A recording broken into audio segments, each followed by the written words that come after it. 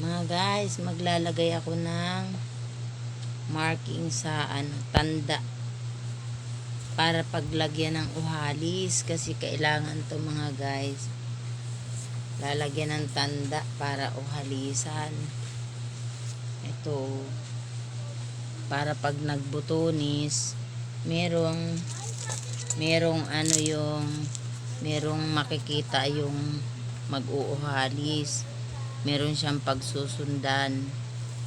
Kaya nilalagyan ko ng mga tanda para alam niya kung saan siya magsisimula. Wala kasi yung mag-uuhalis dyan, nagbakasyon mga guys. Kaya kahapon, ewan ko lang mamaya kung nandyan na. Kailangan na to mga guys.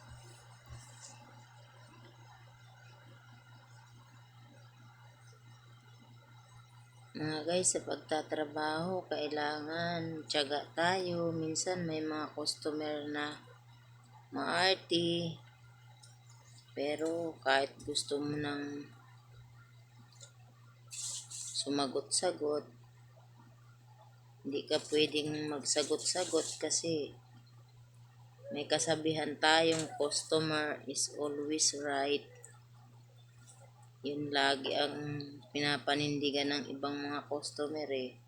May mga customer talaga na minsan nakakasama ng loob.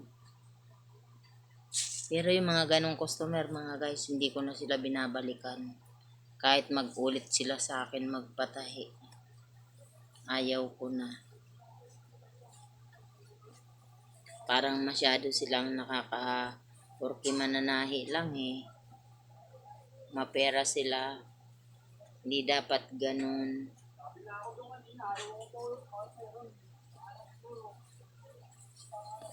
Kaya nagtsatsaga lang talaga kami dito para mabuhay. Mahirap pag walang trabaho. Kahit ano lang mga guys, ginagawa namin, tinatahi namin. Basta magkasundo lang sa presyo.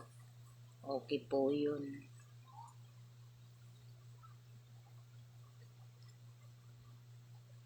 Mamaya nito pagkataas butonis, paplansyahin pa to.